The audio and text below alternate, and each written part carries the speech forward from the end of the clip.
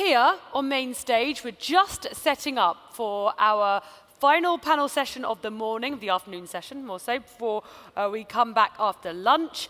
And I'm pleased to introduce our next discussion, which will be looking at AI heroes versus AI villains. Can we protect ourselves from the malicious use of AI with AI? So fight fire with fire in this case, for which we have a very fabulous lineup of panelists. So this just leads me to introduce the moderator. Please give a very warm welcome to Niall Firth, Executive Editor, Newsroom, Technology Review.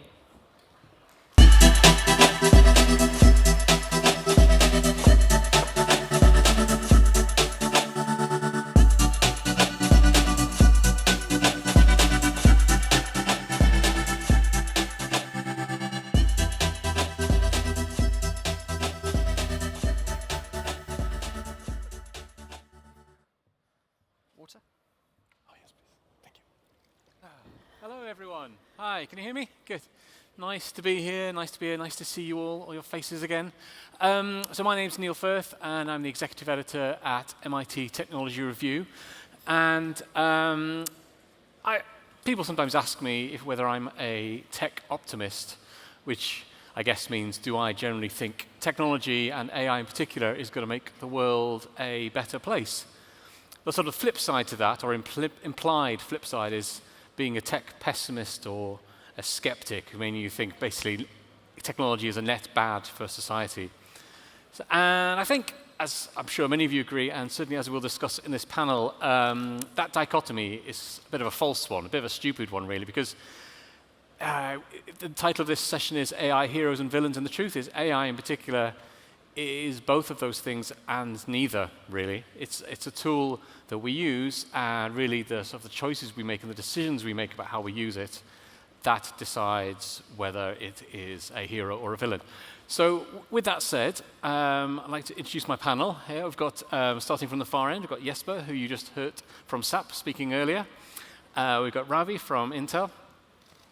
Colleen, who's just come off stage, had a glass of water and run back on again, heroically. And then Virginia from Umeå University. And between them, they've all got very interesting, different perspectives on this topic. I'm excited to get into it. If you have any questions during the session, have a little think about them now. And if you have them, put your hand up, and we'll get a mic over to you. And hang on a minute. Not yet. Give me 5 minutes. All right. All right. OK. Ready to go. All right, guys. I'll start off with asking you, so AI heroes and villains, what are your AI heroes and villains right now? Virginia, I'll start with you. Good. So I would say that the AI villain is talking about AI villains and heroes. We cannot really create this type of dichotomy, this black and white idea. There is no, like you just said, there is no villains or heroes in that sense. We need to do it in context, and we need to do it ourselves. AI is a tool that can help us, but AI by itself will not change the world if we don't use it correctly and to the benefit of the world. But if you want to talk about AI heroes, I think at this moment AI heroes for all of us that do research in AI is AI as a science. Yesterday AI got the Nobel Prize of Physics. Today AI got the Nobel Prize of Chemistry. So AI is a science, and is the implications of AI for science, I think it's the hero that we need to look at today. Yeah, that's fantastic. For those of you who just missed, a trio of scientists just won the Chemistry Nobel for protein folding, AI being used in that, which is an incredible breakthrough from last year. Yeah. Colleen. Okay. So first I'll talk about the hero element. There are phenomenal things being done with AI in medicine, cancer diagnosis, enabling people who have disabilities to be able to do things that they never conceived of being able to do, and then a myriad of other things. The villain, which if you were here before, you've heard me say, the villain is the glib approach to ethics, trust, and responsibility, and that we are claiming that we have those attributes. And if we claim it and we believe it as a mythology, then it's as though the cat's watching the bird. And then the second thing is intentionality, to really understand what the outcome is that we are looking for. You mentioned that earlier, so those are mine. Great, thanks. Ravi. Yeah, I think for me, really, one of the biggest villains is when you haven't really thought about the value case properly. So if you haven't really thought about what it's going to do for your organization or what it's going to do for you personally, then you're kind of in the wrong way. So you just don't need to think about, like, what is it going to do hypothetically for me, but how much is it going to cost you to run these things?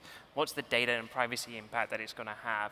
How do you think about the governance and the guardrails that you put in so you don't have, AI sprawl that goes around everywhere? And then also you've got business leaders saying, go do AI, go do AI, go do ChatGPT. It sounds great, let's do all of that stuff. And whilst that's great, is that really relevant for you as an organization and you as a person? So there's lots of villains out there. Heroes, when it's been used for good, when it's used to augment your capabilities rather than just removing people from the organization. So those are the two kind of heroes and villains that I see. Thank you for that. I think, obviously, maybe one of the most obvious ones for many, I think, as terms of villains, I think is its sometimes dubious nature, the ability that it hallucinates, or it seems to be hallucinating, that it wants to please us so much by trying to give us what we really want, but in reality not what we need, which is the truth and facts and transparent and clean AI. From my perspective, and I'll take a little bit maybe the enterprise view, I still see a lot of challenges with adoption, and I think we're a little bit stuck in that space.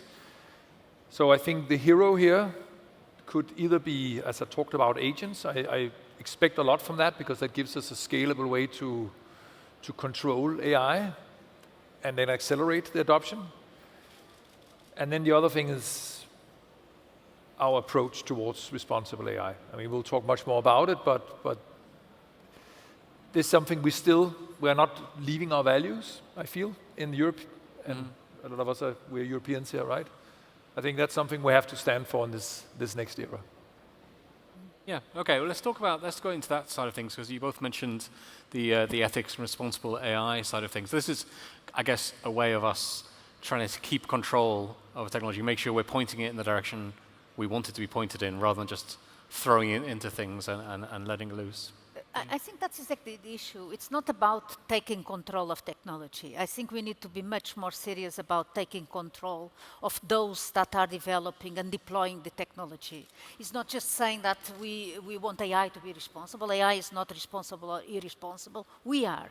And if we don't really focus on putting the responsibility and accountability where it needs to be in the organizations that develop these systems, the organizations that deploy these systems, like I said before, when we were preparing this, there is an ongoing narrative that AI happens to us and that there is no control over AI. It's complex, it's difficult, we don't really know, it's a black box, but we cannot avoid it. All the companies, we are rushing after this AI first type of idea.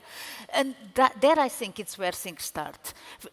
If we put AI first now, and I just wrote this new book on AI paradox, and it's one of the things I refer there. If we put AI first now without really taking into account the long term and what it is going to do as consequence for ourselves, but also for our planet, then we are definitely not putting people first, and we are putting the AI last later on. So I think it needs to be much more focused on those of us that are developing, that are governing, and also asking for much more governance of the technologies, and those that control and dominate the technology.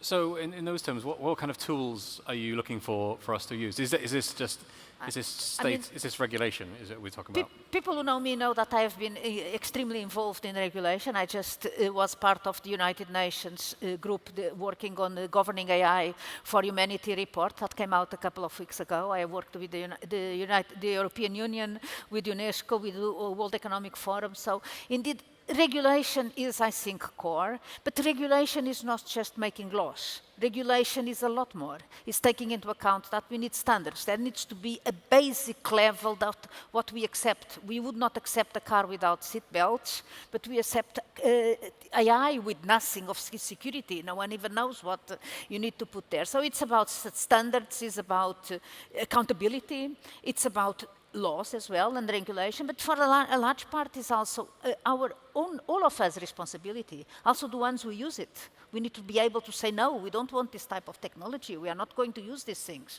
Why are we forced or getting the feeling that we are forced to use things? So I think we need to see regulation much broader than just whether or not there will be a law somewhere that controls things. I think you hit the nail on the head though, because when people say governance, they think, oh my God, you know, you're going to put some guardrails, you're going to stop me from doing what I want to do, you're going to stop innovation. You know, I've got the HR manager wanting to use, you know, Workday or SAP or whatever it might be to kind of innovate the way that we operate within a ERP environment or whatever that might be. So putting governance and guardrails is scary for them, but also they kind of go off in a dark corner and then start doing AI sprawl, like we saw with cloud sprawl and VM sprawl.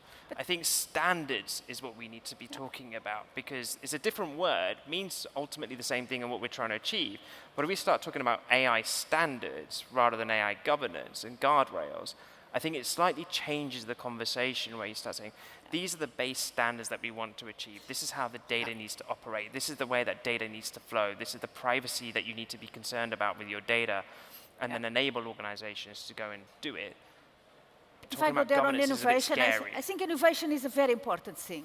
Innovation is not the right to use the technology of today in whatever way we want to use it. That is not innovation. That is just doing whatever anyone else is doing. Innovation is going further and beyond what we have today. And we can innovate in many different ways. We can innovate in technology, but we can also innovate in regulation. We can innovate in organizations. We can innovate in social structures. So we have to broaden it. And if we do have some regulation which says we need to put seat belts on cars, we are giving everybody the opportunity to innovate on seat belts. So it's also an opportunity. It's not, we cannot see it as a block. And this idea that there is innovation in one side and regulation in the other side, that's another villain. I think it's a fair point, right? I mean, when I look at it from a more global perspective, it's also clear, being a European company, that we're of course behind the EU AI Act, but its implementation can sometimes be a bit jagged, right? Also across, and especially across different countries, it can look different, and especially also the speed at where it's rolled out. And that creates a lot of uncertainty, not only for us, but also for when we work with our customers and I guess you guys, because then you're kind of waiting in this waiting period, right?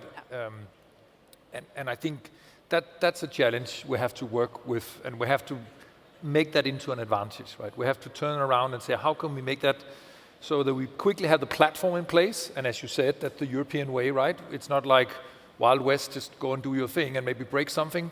We kind of build a platform and then everyone is free to compete within that space. But let's build the platform fairly quickly and then build it as guidelines.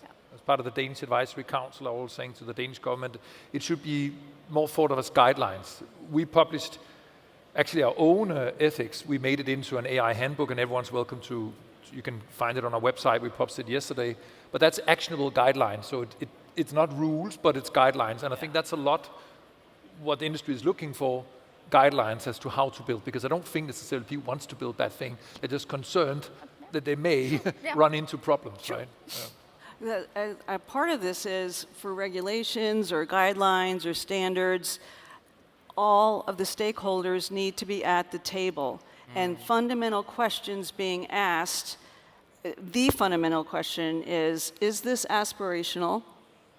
How are we going to implement or adhere to that standard and do the calculus of, ooh, that looks like it's really good, but there's no budget for that. So that's what I really want to see. I want the level of conversation to get, we need to get more dirt under our fingernails and really crawl through this. Otherwise, in 10 years, wow, 10 years, what it'll look like? I'll have slides of more debacles. I don't want that. I want to have slides of, in spite of the ambiguity, in spite of the temptation to use this innovation to create all kind of monkey business, that we are actually saying, yeah, some things have happened, because they will. This is ambiguous. But on the whole, that we've taken a mature, thoughtful, rigorous, blood, sweat, and tears approach, like you probably did in getting the UN guidelines out, that we actually have the moral and political will to go ahead and do that. And I just don't, I want to see that. I don't think we're seeing that though, because a lot of enterprises and organizations are basically saying, go do AI. I've tried ChatGPT. We can do everything with ChatGPT. You can't do everything with ChatGPT, right? I love ChatGPT. Microsoft's a big partner. OpenAI, a big partner of ours. But the reality is, it's people aren't thinking about the value case. So they're not looking at, okay, well, how does this use case or how does this hypothesis move the needle for us? Yeah. Is it going to increase my top line and remove cost out my business? If it's going to do those two things, great. That sounds like a great idea. But then what is the cost to do so? And what's the implications of doing so? And we're not looking at that yet. No. I was working for just a sidebar very quickly, I worked for a retailer in the UK just before I came to Intel. And every single project for AI that used to come across my desk, I had to get them to fill out a spreadsheet, which then asked them how many cans of baked beans do they have to sell to make that worthwhile, to make it into the context that they understood that if we're going to spend this money doing something, I then have to either remove cost out of my business, I have to stop doing something, or I have to go and sell more cans of baked beans because we're a retailer. So putting it into real English language that they understood, they got to start thinking, does this really make sense? Yeah. Or how do I make this more efficient? And how do I prioritize properly? I think in a sense we are putting the wrong KPIs in what we are doing. Oh, yeah.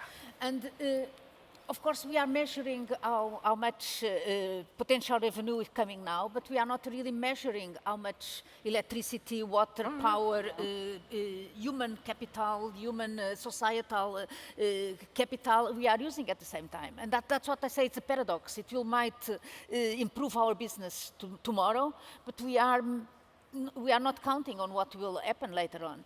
And we are also too much believing that ChatGPT is the next big thing. It's not, it's the last big thing. It's done, it's there, that one we know. And AI is much more than just putting more data, more computational power and bigger algorithms. We really need to start innovating also in that direction. How can we get the same capabilities that ChatGPT does with smaller models, with smaller data, with more manageable algorithms? And that is the innovation that we have to go to, and not thinking that if we put more data and more algorithms and more computational power, we get a better.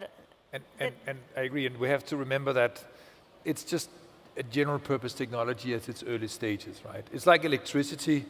Yeah. That's one thing in itself, but the ones who really benefited was the second and the third wave of electricity, like Coca-Cola. How did they benefit? Well, then they could put small refrigerators all over America, and then all of a sudden they became the market leader in soft drinks, right? So who can use that technology and productize it the right way, and also think, building on that argument, that I don't think everyone has to build their own AI solution, right? I don't think companies, I think it's a good thing it requires governance, right? Not everyone's building cars because it does take something to test these cars and safety builds. So there's some, I'm not saying it should only be the big players, but I'm just saying, I think it's fair enough there are some rules that guides this. And just to wrap it up, because it's not just about the business case. The business case, yes, is important. I'll give you another example. You may or may not know, SAP is a fairly large provider of HR software. About 500 million people in the world is running this. And we have all 70 use cases in that part already up and running. We were looking at one of the use cases into, wouldn't it be great, sharing one from the trenches, that if we could make a use case where we could kind of predict who would be most likely to leave our company, so we could do something good. So we can keep them, right? Which would be a good case, right? Because we don't like churn. But the problem was, when you look into this, it actually violates quite a lot of the principles from an ethical standpoint, right? And even so, it also singles out a certain group of individuals.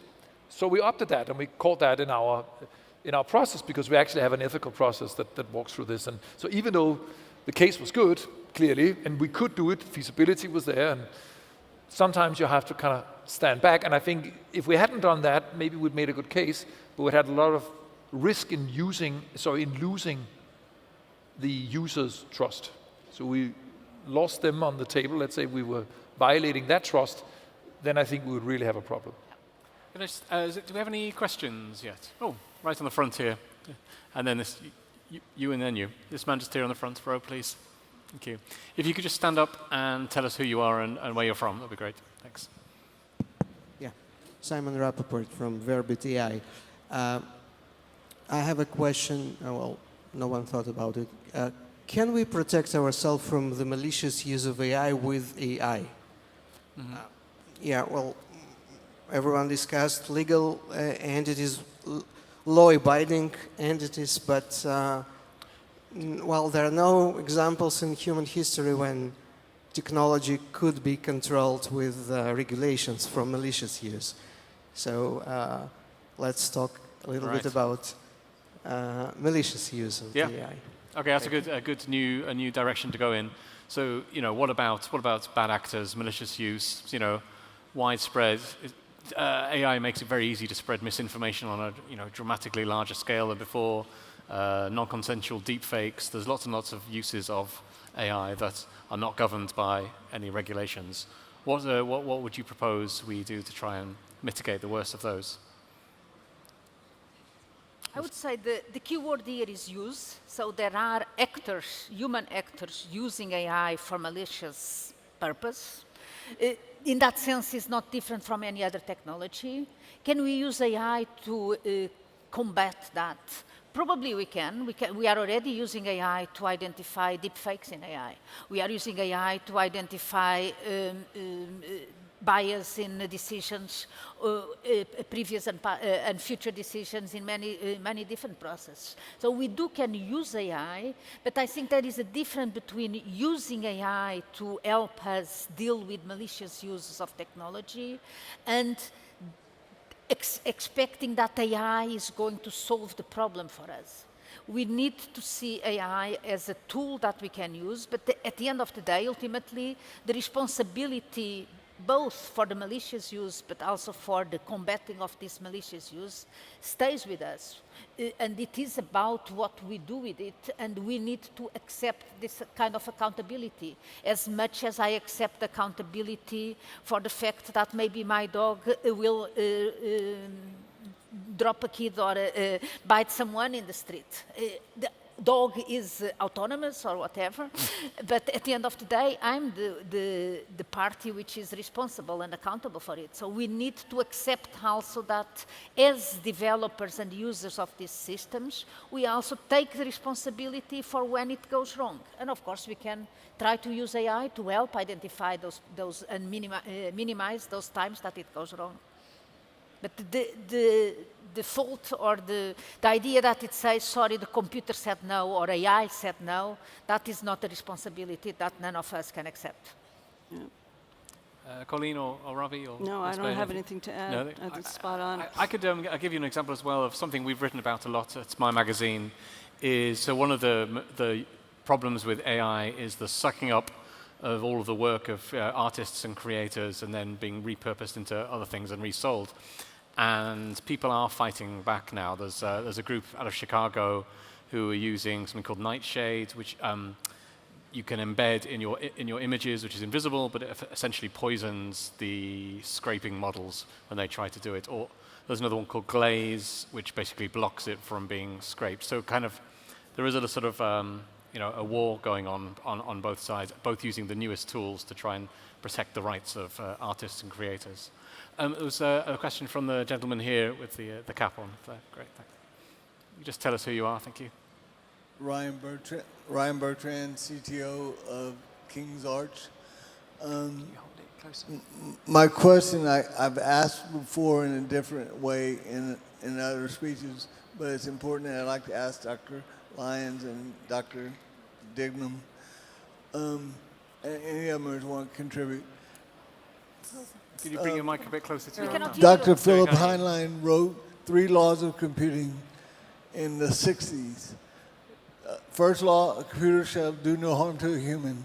And I've forgotten the other 2, but they were laws governing what AI computers can do or should do in a reasonable, responsible way.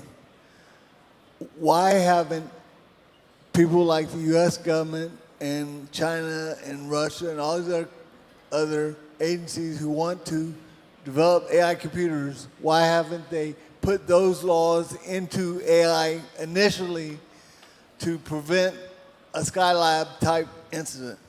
Because when computers take control, they're going to take control, and if we don't do anything about it, we're going to be in a big, big hurt locker. I personally didn't hear the question properly, to be fair. I think it was why have nation states, especially, Yeah. I think a lot outside Europe was mentioned, not taken responsibility and build in rules in legislation, right?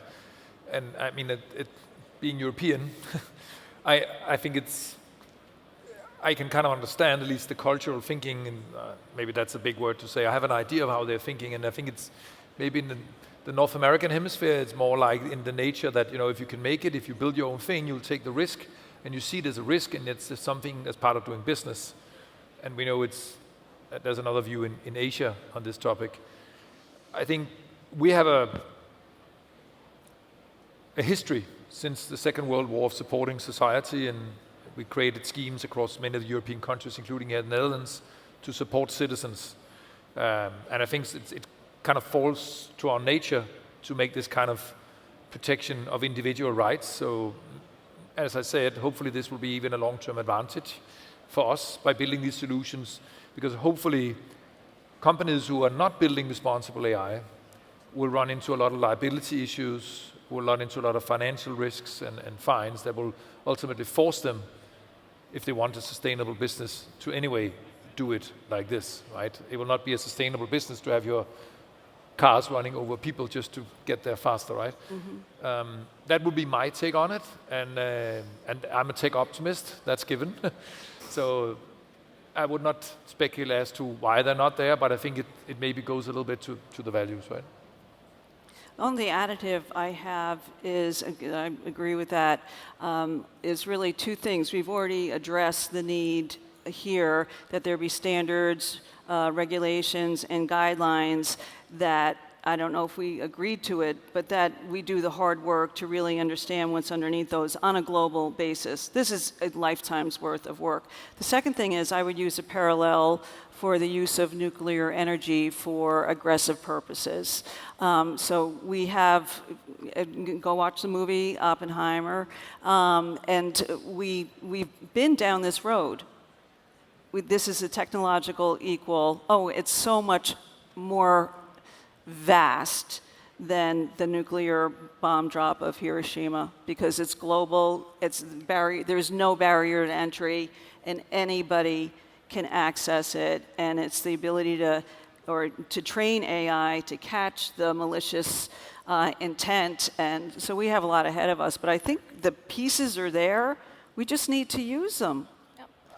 I think from a military standpoint, what we're seeing working with some of those agencies is that they are actually more scared of AI in developing AI technologies, particularly in missile guidance systems, in terms of like threat detection. In terms of state actors, in terms of cybersecurity, they're not as scared. They're more kind of like diving deeper into that to help with the decision-making process in, you know, identifying whether there's a particular attack vector. But in real-world missiles, that sort of side, they are absolutely scared of AI, and they are going in a lot more cautious than you would typically expect. And actually, that is something that's coming out of, you know, MOD, BAE Systems, Lockheed Martin, those kinds of guys, the guys that build the missiles themselves. They are very, very scared about AI, because if the wrong decision is made, that is lives at stake. So that is where I see actually heroes coming to play. Going back to the subject, is people making more reserved choices in developing AI solutions because they're thinking about the impact on humans, like real human life, right? Yeah. So. It's a question on a slightly different tangent. What as we as individuals, what could we do to sort of mitigate the worst harms from AI? Is there anything we can do, or is it kind of just out of our hands entirely? Do we just pass it back up the chain to government or to big tech companies? I think the main thing we can do is to use our voice, to tell our governments that we need regulations, to tell the companies that we need some kind of baseline guarantees on the systems that they are selling or giving to us. So, and that means that we need to be much. I definitely don't think that all of us need to be educated to the level of AI developers or AI ethicists or so on, in the same way that we don't all need to be car mechanics, but we need to have, and I think that is part of our role as persons, to understand a bit better what these technologies are about. So we can start by asking our countries, our governments, to provide better education on the technology itself. So what is this, and what is it? What can it do? What can it not do? Because that's also a big myth that the AI can do anything. But so we need also to discuss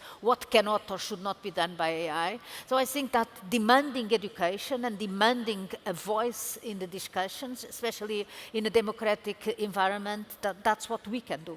I definitely think maybe. Sorry, just for you. I just want to say, I think one very important part as well is education, right? And I think we need to be much, much more bullish on education on AI. And I think Europe has all the foundation, if I'm looking at it from a European perspective, but even us as individuals, to take the lead on the use of AI, right? But we need to invest in that and to understand what it is, because there hence will also better understand its challenges and have an informed opinion about any legislation. We pledged to train 2 million people on AI through open source learning. And I think this is something where it's too important just to leave it alone. I think we just need to at least understand what it is, because most likely it will change your life on a personal level. No, I agree with this, because if you think about AI can be used by anybody, right? And at the moment, we're not treating it like that in a lot of enterprises.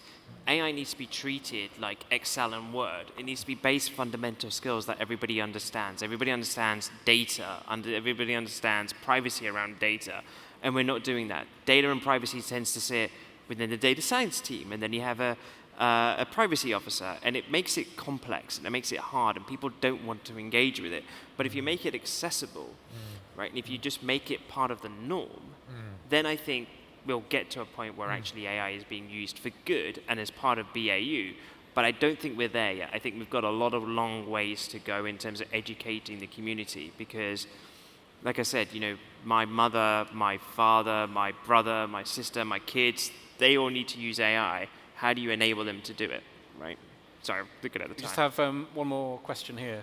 Colleen, if you want to say something, just while the mic's coming over. I'd love the question. Okay. Thank you, though. Okay. So probably just time for a last one here, I think. Hi, I'm Ritu Sharma. I'm from Danske Spil in Denmark. Closer. My question is nothing to do with the enterprise side. I think we will muddle through it. We will, as leaders in that, we'll make some mistakes, but the enterprise will find its way. My question is more as a mother of a 9-year-old whose relationship with technology is very different. I come from a generation of people with a good dose of skepticism and suspicion, whereas he has a acceptance and a friendship. And then I also come from knowing a lot of history. So if I hear CNN news, I would do a correction. If I hear Fox News, I'll do a correction. Knowing, okay, maybe they have a bias, inbuilt bias or standing. But he doesn't have those tools with an easy accessibility to something as powerful as generative AI. So what are your thoughts around that? Not just within the enterprise, but in the adoption of generative AI in a generation who can't represent themselves. Great. Have you got any thoughts? We just have about for a few sentences each. So. May I? Thank you for that question. You know what your son has? You. I call this kitchen table ethics. The best chance our children have, or grandchildren, is that you provide a kitchen table in which you can talk about these issues and hear them and guide them based on what your family's values are. And it sounds very simplistic, but I've raised 3 kids relatively successfully before AI, and that was part of the strategy, is you talk about things that are very difficult, because the pressures of a 9-year-old, I can't even, it's a lot. So I take it home, but do not acquiesce the power that you have to some external AI out there. I think as a young father, I've got a 6-year-old and a 3-year-old. They don't use gadgets, they don't use a Nintendo Switch, they don't do any of that sort of stuff. We sit down, we have chats, we have human interactions, but they're going to get consumed with TikTok, they're going to get consumed with all of that technology, and I think there's a real danger of just trusting the information that's out there, because you can easily just go and create TikTok videos within 30 seconds with absolute garbage, but people will watch it and people will just think that it's true. I think that's a real danger that we are facing at the moment with the way that social media is. I hate social media, so. Yeah. I mean, my fellow panelists have said it already so great. I think it's recognizing AI is an inevitable part of our future. We have to take it. It will be part. My father, as myself, and I had the same conversation with my son. You need to understand it, use it. That's the simplest thing I would say, and then more needs to come from that. I think the best you can teach them is the power of saying no and understanding when or not to use things, and help them learning how to say no and how to understand the choices that they are making. And indeed, the kitchen table is the place where you do that. Brilliant. Thank you, guys. That was a really lovely way to wrap up. So thanks so much for your time, everyone, and thank you for having us. Thank you. And thank you to Niall and all of our panelists for this very thought-provoking panel.